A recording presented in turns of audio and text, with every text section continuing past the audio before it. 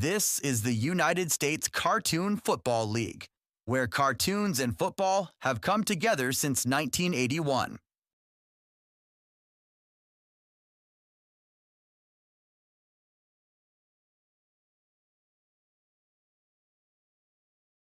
YouTube welcomes you to the following presentation of the United States Cartoon Football League.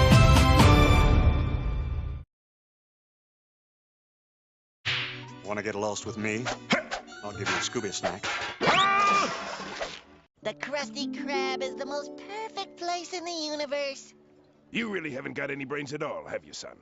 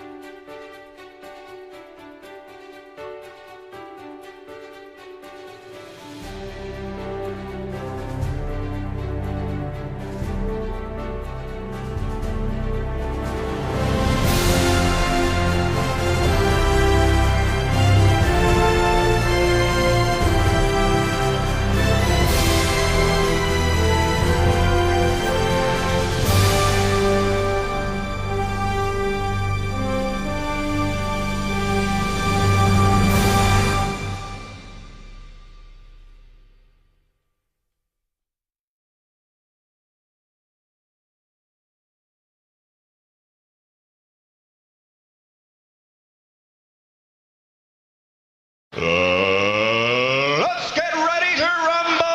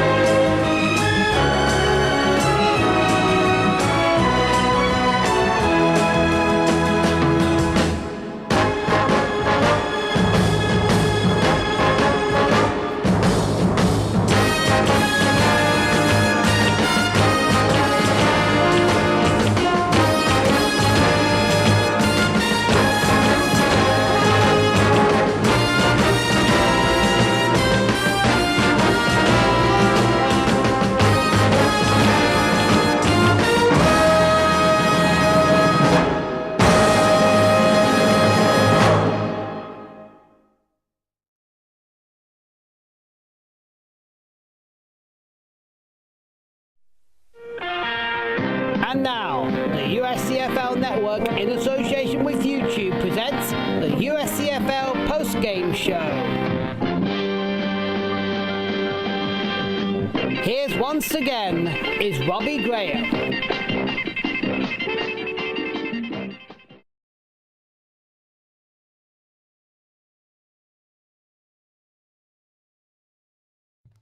Greetings, cartoon and football fans.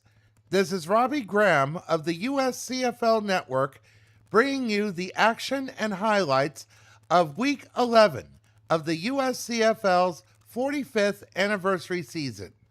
If you're joining us for the first time, may we extend to you a cordial welcome, and we hope you'll enjoy everything this channel has to offer. We also invite you to take a moment to subscribe to our channel and join our team. The USCFL is family-friendly entertainment. There is nothing in our videos parents or guardians will find offensive. So let the kids watch along with you. The USCFL is on Patreon, and for as low as $3 a month or 10 cents a day, we can offer merchandise and special perks to help show your love and support for America's oldest fantasy football league. Now for the main attraction. As round 3 continues, 2 more teams can advance to the quarterfinals, while 2 more teams will end up in the losers bracket. Cartoon Network, Hanna-Barbera, Marvel Comics, and Nickelodeon are all on the chopping block this week. And the question remains of who wants it more and how far they can go. Find out in 1 minute when we will talk about and present the highlights of Game 21 between the Cartoon Network All-Stars and the Hanna-Barbera All-Stars from Atlanta. This is a warning to all living mortals that whosoever opens this chest of demons will release 13 of the most terrifying ghosts upon the face of the earth. Right?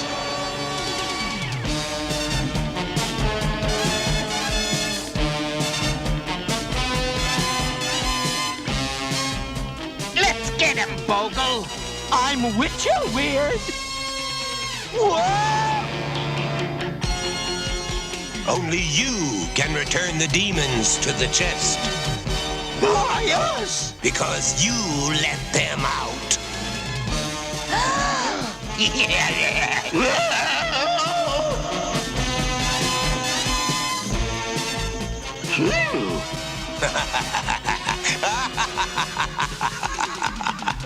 The 13 Ghosts of Scooby-Doo. Welcome back. In recent years, the Hanna-Barbera All-Stars have had trouble getting past round 3 to make the playoffs. In 2023, they finished in 6th place, while in the last 2 seasons, they finished in 9th place. So far, they are 2-0 and are looking for a quarterfinal berth, while Cartoon Network is 1-1 and after a disastrous round 2 game against DreamWorks are looking for redemption. Both teams played their hearts out in this game, but which team advanced? The winner moves on to the quarterfinals, while the losing team will be the number 12 seed in the losers bracket and will face Filmation in Game 4 of the losers bracket. As a consolation, the team that loses will play at home since the number 9 through 12 seeded teams have a higher placing and will have home field advantage. And now the highlights of this game to answer this question of who wanted it more.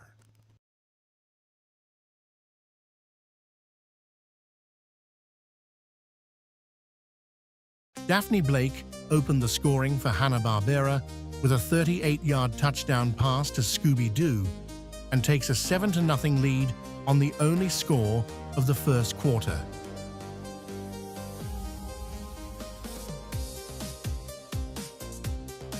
Cartoon Network answered early in the second quarter when Johnny Bravo connected with Buttercup on a 17-yard touchdown pass to tie the game at 7. Hanna-Barbera regained the lead on a 21-yard field goal by Vanity Smurf to go up 10-7.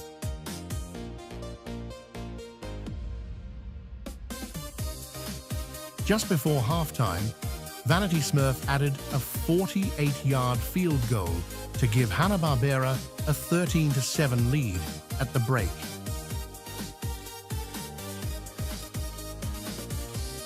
The second half began with another big kick from Vanity Smurf, this time from 39 yards out, as Hanna-Barbera went up 16-7.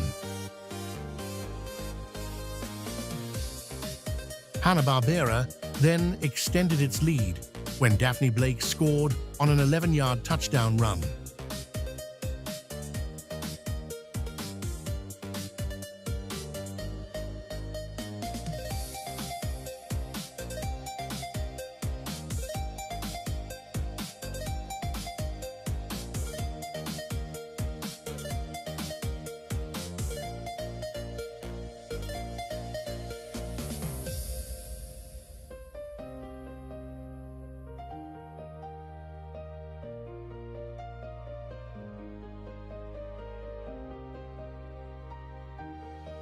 Hanna-Barbera tried for 2 points and failed as they led 22-7 midway through the third quarter.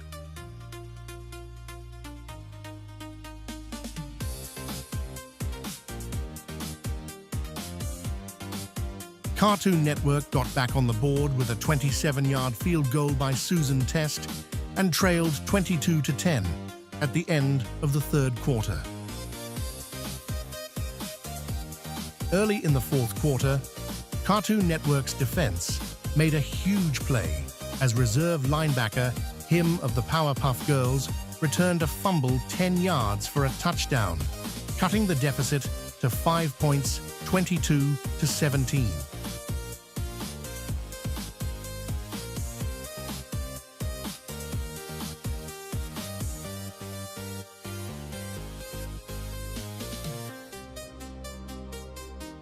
Hanna-Barbera responded with an 18-yard field goal by Vanity Smurf, his fourth of the game, and led 25-17.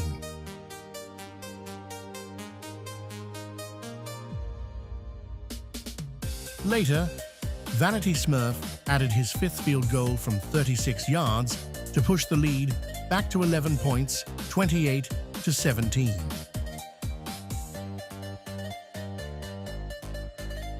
Cartoon Network made one final push when Johnny Bravo found Blossom on a 42-yard touchdown pass.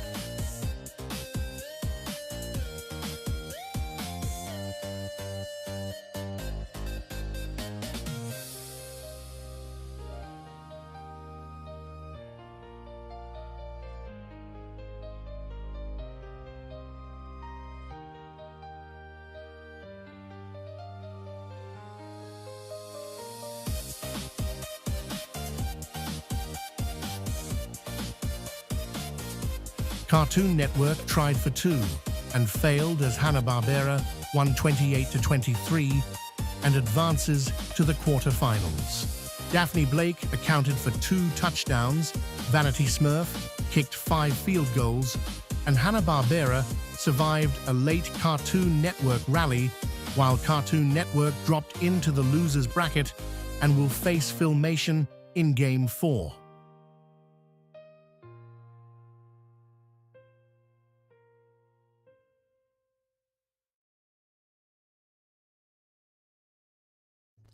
And here are the stats for Game 21 between the Cartoon Network All-Stars and the Hanna-Barbera All-Stars.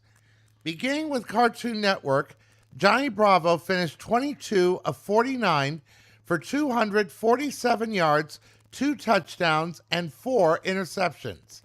Steven Universe rushed for 93 yards on 25 carries. Bubbles of the Powerpuff Girls led the receivers as she caught 4 passes for 65 yards. The Ice King from Adventure Time led the defense with 5 tackles and 9 assists. Susan Test finished with 5 points. For Hanna-Barbera, Daphne Blake finished 22 of 38 for 274 yards and 1 touchdown. She also rushed for 18 yards on 6 carries and 1 touchdown. Wilma Flintstone rushed for 191 yards on 39 carries.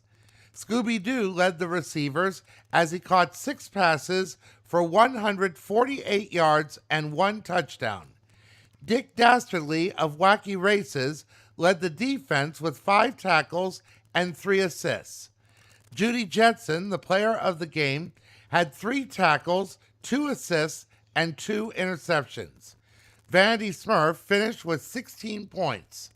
And in 1 minute, we will present the highlights and talk about the highlights of Game 22 between the Marvel Comics All-Stars and the Nickelodeon All-Stars from Detroit.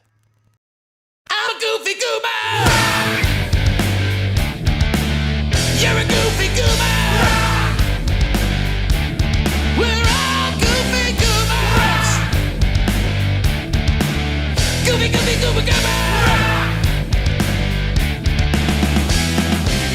Put your toys away. Well, all I gotta say when you tell me not to play, I say no way. No way, no, no, no, no way. I'm a kid, you say. When you say I'm a kid, I say it again. And then I say thank you very much. So if you're thinking that you'd like to be like me, go ahead, try. The kid inside will set you free. I'm a goofy goober. You're a goofy goober. We're all goofy goobers. Welcome back. In Detroit, the Nickelodeon All-Stars are riding high after 2 spectacular wins. Now they will face Marvel Comics to try to advance to the quarterfinals. While Marvel Comics have been in 2 devastating games, losing big to Warner Brothers in round 1 and struggled against Filmation in round 2 as the Raw beat the Hulk. But in this game, both teams fought with every fiber in their being. There were 5 ties in this game, almost tying a league record set by the 80s All-Stars and the Filmation All-Stars last year with 6 ties. And here are the highlights of this exciting game where a 6th tie could have been possible. In Detroit, the Marvel Comics All-Stars and the Nickelodeon All-Stars played for the right to advance to the quarterfinals. Sam Manson opened the scoring with a 50-yard field goal to give Nickelodeon a 3-0 lead. Sam Manson connected from 38 yards out as Nickelodeon increased its advantage 6-0 after the first quarter.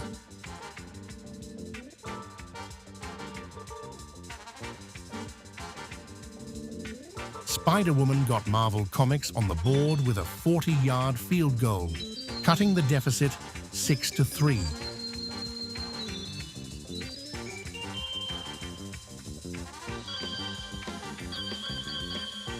Spider-Woman later added a 23-yard field goal, tying the game at 6.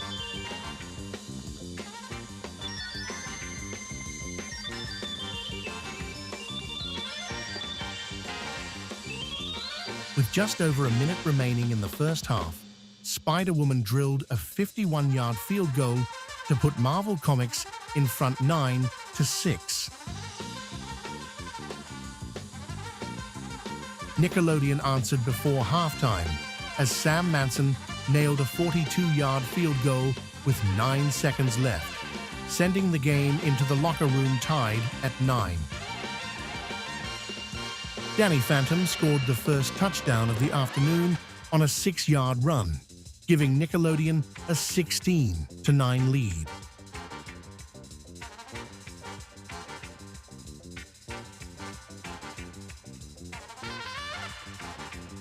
Marvel Comics responded late in the third quarter when She-Hulk found Captain America on a 2-yard touchdown pass, tying the game for the third time at 16.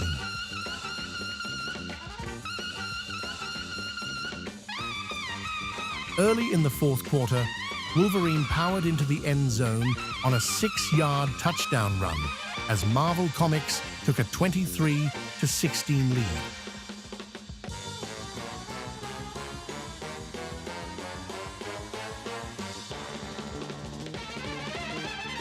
The lead lasted only 43 seconds. Danny Phantom broke free and raced 73 yards for a touchdown, tying the game for the fourth time at 23.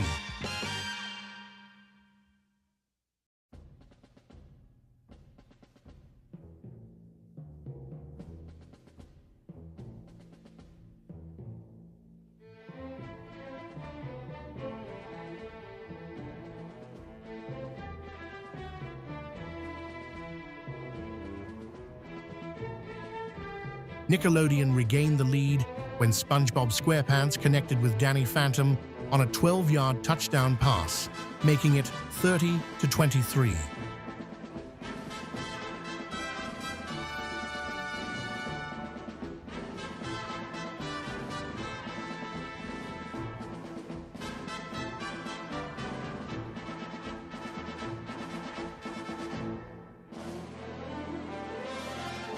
Marvel Comics refused to go away.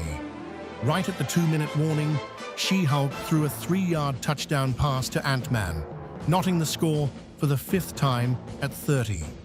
With 43 seconds left, Sam Manson delivered the biggest kick of the game, drilling a 43-yard field goal to put Nickelodeon ahead 33-30. Marvel Comics mounted one final drive and moved into field goal range with 4 seconds remaining. Spider-Woman attempted a 54-yard field goal that would have tied the game and forced overtime, but the kick sailed wide right as time expired. Nickelodeon held on to win 33-30 and advances to the quarterfinals.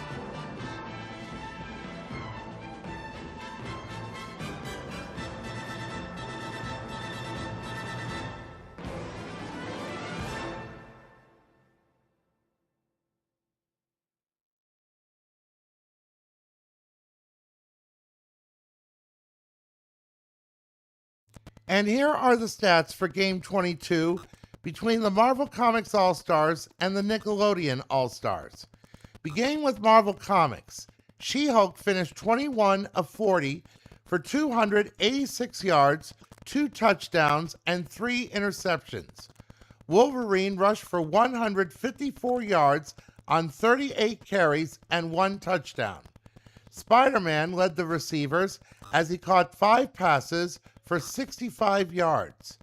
Daredevil led the defense with 6 tackles and 8 assists. Spider-Woman finished with 12 points. For Nickelodeon, SpongeBob finished 19 of 39 for 238 yards, 1 touchdown, and 3 interceptions. Danny Phantom, the player of the game, rushed for 232 yards on 36 carries and 2 touchdowns. Kitty Catswell of Tough Puppy led the receivers as she caught 7 passes for 107 yards. Bessie Higginbottom, also known as the Mighty Bee, led the defense with 7 tackles and 6 assists. Sam Manson of Danny Phantom finished with 15 points. The loss will result in Marvel Comics being the number 11 seed in the losers bracket and will face the Modern Cartoon All-Stars in Game 3 at home in Chicago. And in 1 minute, the USCFL will continue its new investigative series as we will do a 3-part episode featuring the Peanuts Gang. In part 1, we're going to look into exactly why Snoopy loves to sleep on top of his doghouse instead of inside it. We will have the answer to that question in 1 minute. They call them Rhythm and Blue. 2 dogs named Rhythm and Blue. Romping old Rhythm and Blue. Rocking old Rhythm and Blue. Crazy old Rhythm and Blues. Rhythm and Blues was their name. Yeah, Rhythm and Blues was their name. Well, they romp and stomp and rock and roll. You can't stop them to save your soul. Rhythm and Blues was their name. 2 hound dogs sitting on a stump, digging that music, they started to jump. They can't dance, well, I ain't got no shoes. Two old dogs named Rhythm and Blues. Hound dog! They call them Rhythm and Blues. Hound dog! Two dogs named Rhythm and Blues. Hound dog! Romping old Rhythm and Blues. Welcome back. It's no surprise to anyone that Snoopy is a great character. He's been to the moon and back. He's been seen on blimps during football games. He's been used in advertising from selling baked goods to life insurance. And he is one of my personal favorites.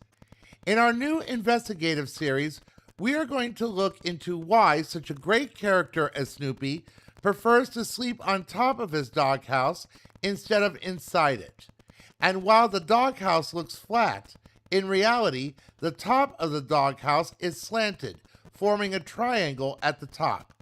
I couldn't imagine how comfortable that is, but it seems Snoopy loves it. Why does Snoopy sleep on top of his doghouse? Of all the mysteries in the history of comic strips, few are as famous as this one. Why does Snoopy sleep on top of his doghouse? Most dogs sleep inside their doghouses. Snoopy, however, has spent decades doing the exact opposite. Whether in the comic strip, television specials, or movies, Charlie Brown's beloved beagle is almost always found lying on the roof. The answer begins with the imagination of Peanuts creator Charles M. Schulz. When Snoopy first appeared in the Peanuts comic strip in 1950, he behaved much more like an ordinary dog. As the years passed, Schulz gradually transformed Snoopy into one of the most unique characters in comic strip history. Snoopy began thinking human thoughts, developing elaborate fantasies, and viewing the world differently from everyone around him. The doghouse became an important part of that transformation. According to Schulz, Snoopy's doghouse was much larger on the inside than it appeared from the outside. The interior supposedly contained furniture, books, paintings, and many other comforts that could never physically fit inside an ordinary doghouse. This impossible structure became one of Peanuts' most enduring running jokes. But that still leaves the question, why sleep on the roof? The simplest answer is that Snoopy preferred it. Snoopy was never interested in behaving like a normal dog. Sleeping on top of the doghouse became a symbol of his independence and individuality. While other dogs stayed inside, Snoopy chose to do things his own way. The rooftop also served another purpose. It became the launching point for Snoopy's imagination.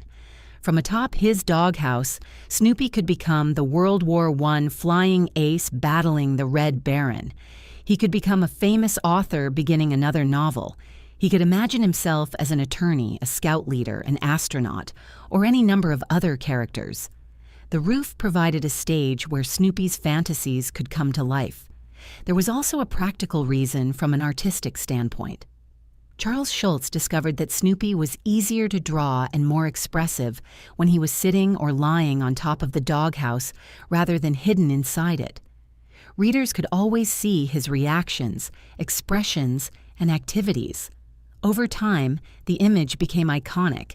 Today, it is impossible to think of Snoopy without picturing him stretched out peacefully on top of his red doghouse. What began as a simple artistic choice evolved into one of the most recognizable images in popular culture. So why does Snoopy sleep on top of his doghouse? Because Snoopy was never an ordinary dog. And that is exactly what made him extraordinary. In 1 minute, we will reveal the answer to last week's trivia question, this week's question, and a preview of the final 2 games of round 3.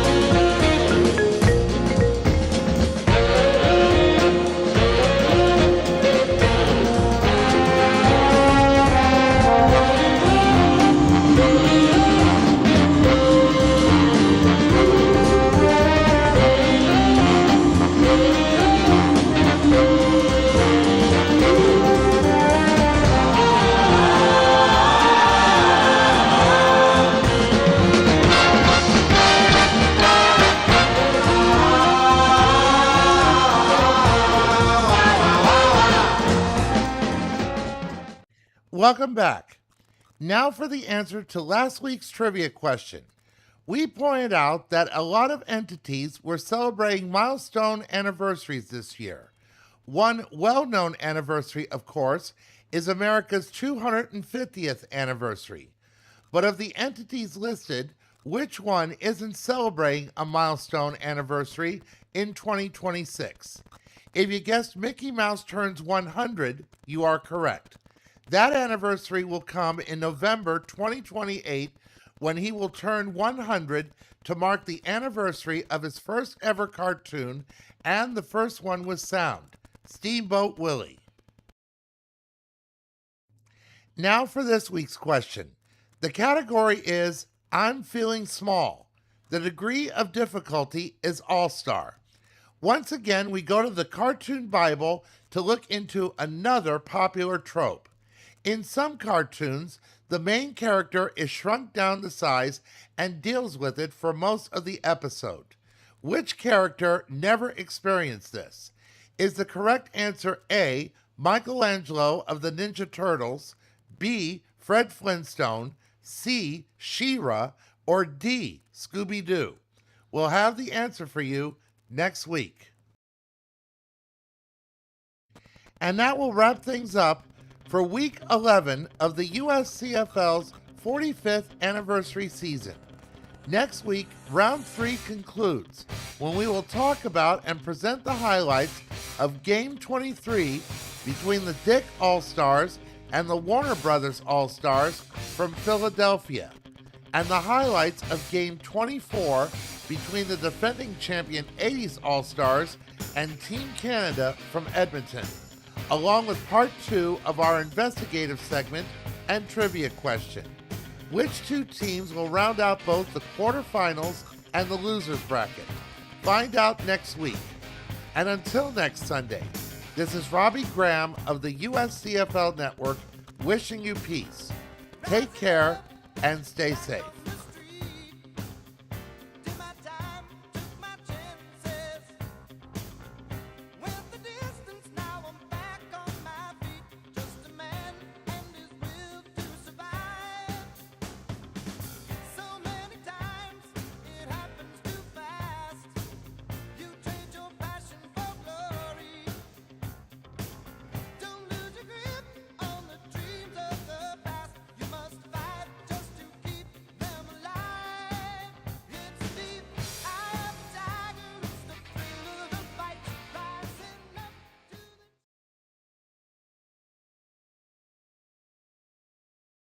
This has been a webcast of the United States Cartoon Football League on YouTube and is intended for the viewing and listening pleasure of our audience.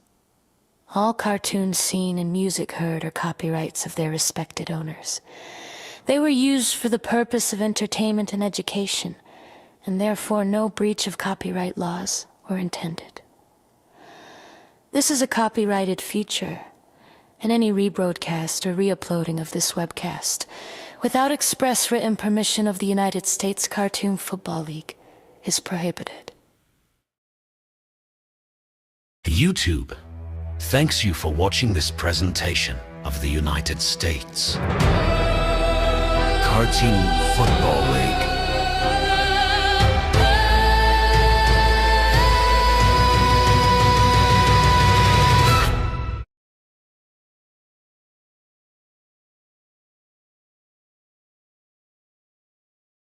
This has been a First and 10 production.